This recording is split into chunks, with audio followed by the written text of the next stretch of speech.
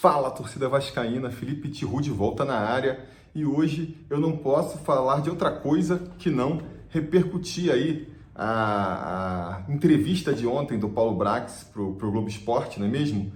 Foi ali o grande assunto dessa terça-feira. Eu até pintei lá no Atenção Vascaínos hoje pela manhã, fiz uma live lá com o Emerson, tava também o campista vascaíno, o Thiagão, vale a pena conferir. Eu vou deixar aí no final do vídeo o link para essa live que eu participei. A gente comentou sobre muitas coisas, muito dessa entrevista, mas não tem como eu não voltar a esse assunto agora, né? Conversar mais um pouco com vocês sobre isso. Eu vou fazer assim, não vou cobrir a entrevista inteira. Eu separei alguns trechos da entrevista que eu achei curiosos, que eu não pude comentar lá na live, não vi ninguém comentando por aí, e eu vou fazer comentários em cima desses breves trechos, né?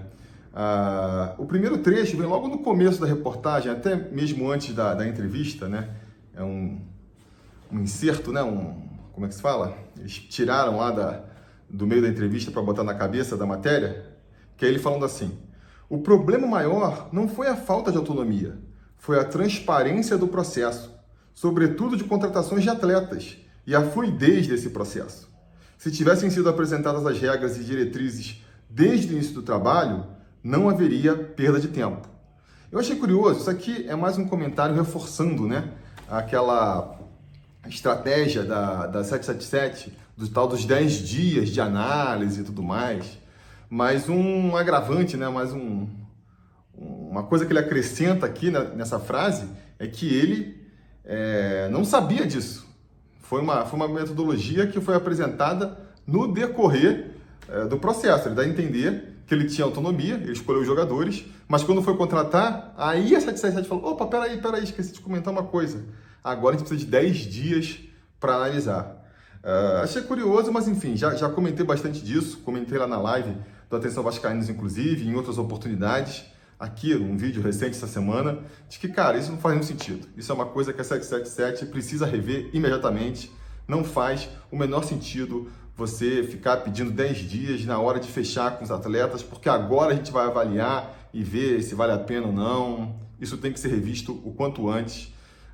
Você não traz um diretor que nem o Alexandre Matos, com muito mais experiência que o Paulo Brax, para ficar, né, controlando ele ali a rédea curta.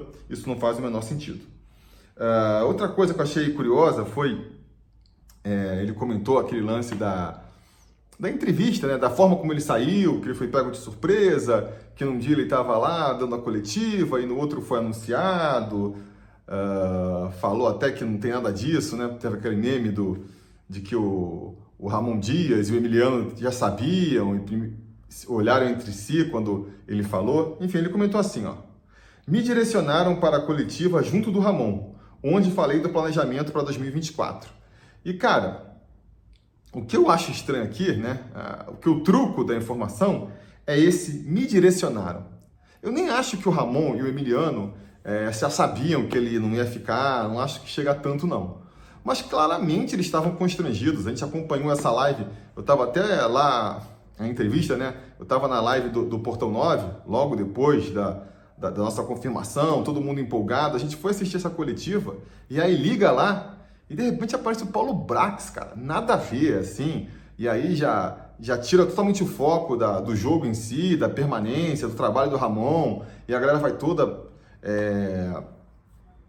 perguntar para ele planejamento para o ano seguinte, ele falando do caderninho, e dava para sentir o constrangimento, cara, ali na hora. Era palpável o constrangimento do Emiliano e do Ramon Dias. Eu acho que não com essa coisa da permanência, mas sim de que, cara, não é momento para isso. O que o cara tá fazendo aqui?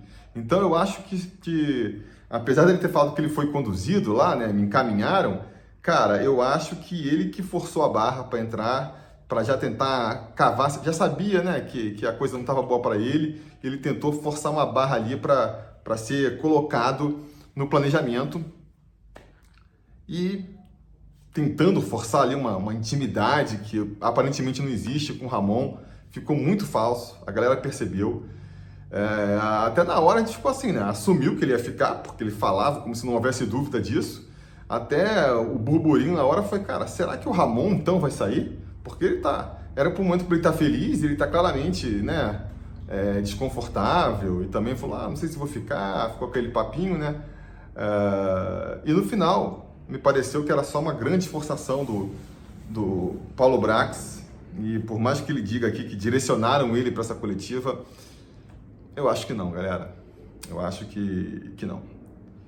Aí, depois ele vai, né? E essa entrevista aqui agora foi muito interessante. Foi um grande trunfo aí do Globo Esporte, porque a gente quer ouvir a voz, né? Quer ouvir ali o lado dele, da questão. E ele e o Paulo Brax, cara, puxou a sardinha pro lado dele, né? Tentou fazer o seu filme, que já é o que ele fez na última coletiva, enquanto diretor do Vasco, inclusive. Puxou a sardinha lá, a brasa pra sardinha dele, mas, cara, forçou muito a barra em alguns momentos. Ficou assim, de novo, né? Assim como na coletiva lá, ficou falso. Mesmo quem não entende nada, quem tava por fora, sentia ali um constrangimento. Agora com essa coletiva, uma pessoa que não é vascaína, mas que acompanhou o Vasco mais ou menos como que foi a trajetória do Vasco, lê essa entrevista e não entende nada, né? Porque ele fala que assim, peguei um time de Série B, deixei um time de G7 da Série A. Ninguém apaga isso. Você lê rápido, você imagina que o Vasco terminou no G7, né? E não, ele tá pegando um recorte específico ali do momento em que chegou o Ramon e falou, esse time aqui que ficou no final é um time de G7, porque fez campanha de G7, né? Só que, amigo, não, né? E aí você esquece todo o resto, esquece que o Vasco fez aí uma das piores campanhas dos pontos corridos do primeiro turno, teve ali uma sequência em 10 jogos, 11 jogos, né? Com uma vitória só no meio, de 11 jogos, você disputou 33 pontos e ganhou só 3. Isso tudo ele esquece convenientemente. E fala que deixou um time de... Pô, não, você pegou um time da Série B, teve que reformular. É um trabalho difícil, beleza, mas todo mundo já sabia. Eu acho que se alguém menosprezou essa reformulação foi a própria 777 e o Brax, não é mesmo? E entregou esse time de Série B, entregou uma permanência na Série A na última rodada. Chega na última rodada, precisando vencer, senão ia tudo para cucuia, entendeu? Então, assim, eu não sei se alguém vai comprar esse discursinho de que ninguém apaga, são os haters, o meu trabalho fez, né? Tem um momento, eu nem sei se separei aqui, um momento que ele fala que não, eu trabalhei pra caramba, ninguém sabe, a gente virou noite. Amigo, cara, ninguém se importa se você virou noite ou se você trabalhou 2 horas. A gente quer saber o resultado. O resultado que você entregou foi um resultado muito pífio, sabe? Cara, não tem jeito, não foi no futebol, entendeu? O Romário não gostava de treinar, aparecia atrasado, chegava na hora desse dia. Tu pega às vezes aí um operário da bola, o cara vai ali, pega aí o Anderson Conceição, o Edmar, os caras super dedicados, profissionais, trabalham pra caramba, trabalham além do horário. Quem que tu vai escolher na pelada? Quem que tu quer pro teu time? O Romário ou o Edmar? É o resultado que importa, sabe? Se você não precisa se esforçar para conseguir o resultado, que sorte para você. Se você precisa ralar e trabalhar e consegue o resultado, beleza, você também vai ser agradecido, a galera vai gostar. Agora, se você corre, se esforça, dá o máximo de si, vira à noite e não consegue entregar, paciência, a gente quer o resultado, né? Aqui mais uma vez, ele fala assim, olha o que fizemos no mercado da segunda janela, foi um verdadeiro milagre, um milagre. Nesse cenário, conseguir contratar atletas do nível de um Medel, de um Paulinho, de um Verratti, de um Payet, cara, um milagre, assim, por quê? Por causa o cara se colocou numa confusão e aí tá se autogratulando por sair dela. Saiu de novo no risco ali, né? Mas, foi um milagre fazer esse segundo mercado, muito porque gastaram mal na primeira janela, né? Gastaram 20 milhões no Orelhano, no Capasso, que nem banco fizeram direito. Deixaram o time cair para a lanterna da competição, ficar numa situação que, parecia muito difícil a permanência na Série A, e aí dificulta de trazer. Então, assim, fizemos um milagre. Antes vocês fizeram um milagre, né? Conseguiram um milagre de, com uma SAF, com 100 milhões para investir, fazer uma campanha pior do que o Vasco, né, em muitas temporadas com a associação falido sem dinheiro. Esse já conseguiu esse milagre invertido. E depois, cara, conseguiu fazer. O Thiagão lá na live da Atenção Vascaínos fez até uma analogia engraçada. É que nem você deixar a casa toda aberta, sem tranca, sem nada. Aí o ladrão vai lá, entra, assalta a casa, aí você liga para a polícia e se vangloria. Não, a gente chamou a polícia. Então, assim, Mas esse é meio que o tom, né? De novo, vou insistir aqui. É o tom do Brax, desde que ele viu ali que a batata dele estava assando, de fazer o próprio filme na coletiva e agora também. Ele puxa muito a brasa para a sardinha dele. Faz parte, né? Acho que ele força um pouco o tom, acaba ficando meio que escancarado. Mas, enfim, né? Tá tentando ali fazer o seu. Cabe a gente ter um olhar mais crítico e falar, não é tanto assim, né? Não é tanto assim. Que aqui, por exemplo, uma coisa que eu acho engraçada, já comentei em outras lives também, ele fala assim, ó, começamos bem a Série A também, mas sucumbimos a partir da 6ª rodada. A troca, ele tá falando do Barbieri, né? A troca não se deu antes porque todos acreditavam, dos atletas a 777, que íamos recuperar na sequência em casa e retomaríamos o caminho. Jogamos muito melhor do que vários adversários. É cômodo falar em demora da troca. Qual é o clube brasileiro com mais trocas de treinadores no século? O Vasco. Qual é a razão? Culpa dos técnicos ou das gestões? Fizemos só uma troca esse ano, contrariando a cultura do próprio Vasco. Seguramos até quando se tornou insustentável a continuidade. Bom, primeiro que não seguraram até quando se tornou insustentável a continuidade. Eu diria que seguraram além de quando se tornou insustentável, porque naquele jogo contra o Flamengo foi emblemático. A coisa já ali, a maioria da torcida já querendo ver o Barbieri pelas costas. A gente toma de 4-0 ainda no primeiro tempo. Eu acho que nem o Barbieri acreditava que ele ia ficar e ainda seguraram o homem ali por mais 2 jogos, se eu não me engano, né? Então, assim, foi muito além do aceitável. E aí, mas eu separei esse trecho aqui para reforçar esse discurso que a gente vê muito, né? Aquela coisa de confundir o profissionalismo com, às vezes, uma... não sei, cara, uma incompetência, que essa coisa do um técnico, você tem que manter... o Vasco trocou um monte de técnico, foi por causa do técnico, foi por causa da gestão? Foi por causa da gestão, não foi por causa do treinador. Mas isso não significa que se você tivesse mantido o mesmo treinador, as coisas iam ter saído muito melhores, entendeu? Às vezes, a troca dos treinadores, mal ou bem, deram ali uma subida que de outra maneira não teria. Porque quando o trabalho se desgasta, quando você tem essa perda de confiança, o time perde a confiança no elenco, cara, acabou. Tem que mudar. A culpa pode nem ser do treinador, mas tem que mudar. Não adianta... É óbvio que o ideal é um trabalho a longo prazo, um treinador a longo prazo. Mas esse trabalho a longo prazo ele tem que dar resultado, entendeu? Não, porque os times campeões eles mantêm seus treinadores. Claro, se você está na frente, se você está disputando o campeonato, para que você vai demitir o treinador? Quem tem que demitir é quem está brigando para não cair, né?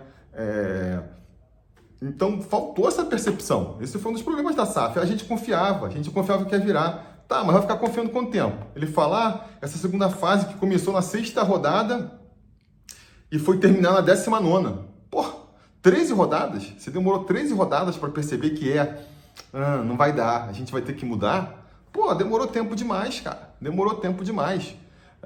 Tem que ser mais ágil. No futebol, a gente pede respostas, mas é óbvio que o ideal, num processo, cara, a gente traz o técnico, faz que nem fez com o Brax, né? Dá uma temporada inteira pro cara e no final avalia. Em condições normais de temperatura e pressão, a gente chegava até agora com o Brax, com o Luiz Melo, com o Barbieri, e aí avaliava. Cara, foi aquém. Vocês ficaram na primeira divisão, mas, pô, achei o resultado muito ruim, tanto na parte administrativa do Luiz Melo, não aumentou sócio, não aumentou receita, tanto na parte ali do Barbieri, que, pô, entregou um time com um aproveitamento abaixo do que a gente esperava e achava que podia dar, tanto o Brax, porque as contratações não deram certo. Vamos reformular tudo.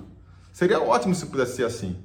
Mas você vai fazer isso com o seu time afundando, lá na lanterna do campeonato, correndo risco de cair para a segunda divisão, que atrapalha o planejamento aí por várias temporadas, a gente teria que passar a próxima temporada na Série B para garantir o acesso, para recomeçar de novo o trabalho que deveria estar sendo feito nessa temporada. Aí você tem que mexer alguma coisa antes, não dá para ficar parado, não, nós confiamos no trabalho, nós estávamos convictos de que uma hora ia acertar. Não dá para ser assim, sabe? E fica com esse discurso para tentar defender seu próprio trabalho, você fica assim, cara, isso é para se defender ou isso é para se atacar? Porque eu vejo esse discurso e eu fico entendendo que tinha que mudar mesmo, porque tá meio, parece que fora da sintonia. Vou falar uma coisa que já até falei outras vezes. Até entendo, talvez, ali a cabeça do executivo americano da 777, que, sei lá, de repente só vê basquete, só vê futebol americano, uma realidade onde não tem descenso, né? Não tem rebaixamento, quem termina em último, sei lá, o cara de repente numa dessa nem vê tanto problema num rebaixamento. Mas aí cabe a quem está aqui, quem faz parte da SAF do Vasco, alertar, falar, cara, não dá. Ele até o momento insinua, né? Que a gente falou que tinha que mudar, que tinha que investir, mas se realmente fez isso, né? Botou o pau na mesa ali e falou que precisava mexer nas coisas para não deixar cair, porque cair ia ser ruim, fez tarde demais, né? Começou ruim, fez uma reformulação ruim no primeiro e demorou demais para poder se agilizar. Ainda bem que deu certo. Deu certo, mas a gente sabe, foi ali na sorte, foi ali um soprinho do acaso, mas para um lado ou para o outro a gente não conseguia. Não dá para ficar se vangloriando agora disso, né?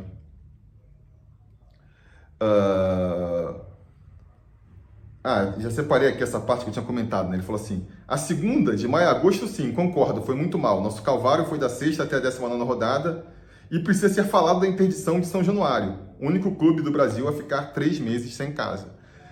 Ele fala que ele divide em 3, né? O começo da temporada, que ele acha que foi bom, foi razoável. Aí ele pega essa segunda parte, que foi ali da 6ª rodada até a 19ª, que ele achou que foi horrível, e depois melhorou de novo com a chegada do Ramon.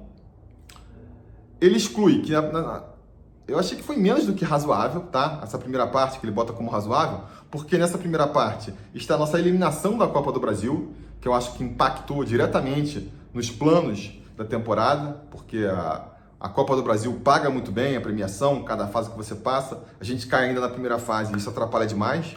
Ele omitiu isso ali, né, convenientemente. Tem essa questão de que demorou demais para se movimentar. E tem também, qual é a coisa que eu queria lembrar aqui? Sim, a interdição de São Januário vem nisso, né? Ele coloca muita culpa na interdição de São Januário.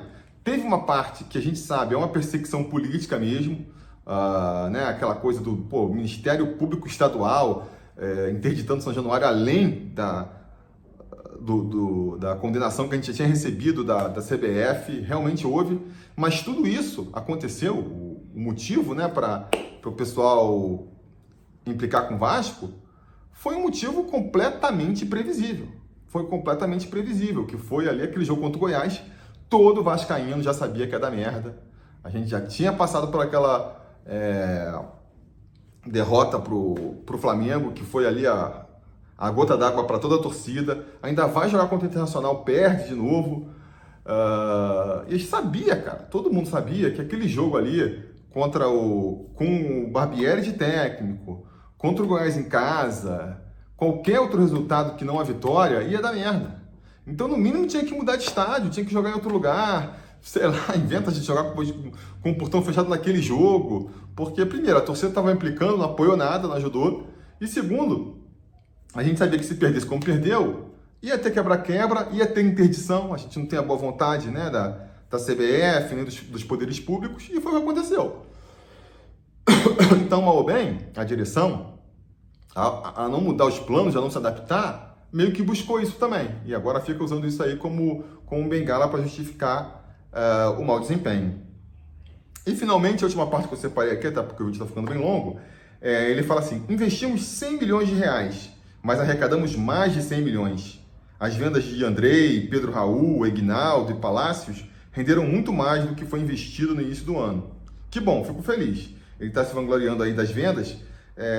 Pelo menos 2 dessas, né, foram no méritos da associação, porque o Palácios parece que já foi comprado com o dinheiro da 777, mas o Andrei e o Egnaldo são frutos de uma base, né, da base do Vasco, uma base ainda associativa. Então, na verdade, os caras estão lucrando com o trabalho ainda do associativo. Mas beleza, que bom que pelo menos a gente termina esse ano no azul, tendo arrecadado mais do que investiu, porque a gente assim pode começar 2024 com bala na agulha para fazer essa reformulação e dessa vez fazer direito com o Alexandre Matos, não é mesmo? Enfim, página virada, o Brax já saiu, boa sorte aí na sua carreira, vai com seu currículo aí de ter feito um bom trabalho, além do exigido no Vasco, vamos ver se algum clube compra aí esse discurso. Eu acho que, na verdade, o mais importante aí dessa entrevista e de tudo isso também agora, pra gente, né, pro Vasco, é consertar o que está errado. Porque a gente resolve alguns problemas com a saída do Brax, resolve, mas tem muitos que continuam ainda na SAF, só para o mais evidente, essa questão aí dos 10 dias para avaliar, isso tem que ser revisto. Tem várias questões ele levanta ali também que não são do Brax, né? Seria talvez do cargo do Luiz Melo, que já saiu também, mas tem que ser revisto. Essa questão de melhorar venda de ingresso, sócio-torcedor, enfim, toda a estrutura que envolve futebol, que também dá dinheiro e que ficou meio marketing, ficou tudo meio de lado essa temporada, até pela situação do futebol, mas precisa ser tocado quanto antes, precisa ser revisto, a gente precisa correr atrás. Eu acho que em 2024 a gente está melhor do que estava em 2023, melhor do que em 2022. A gente mal bem conseguiu ali, foi no sufoco, foi com um monte de erro, mas a gente atravessou um gargalo complicado, que foi ali do garantir o acesso e agora garantir o primeiro ano na primeira divisão, que é sempre uma tarefa difícil.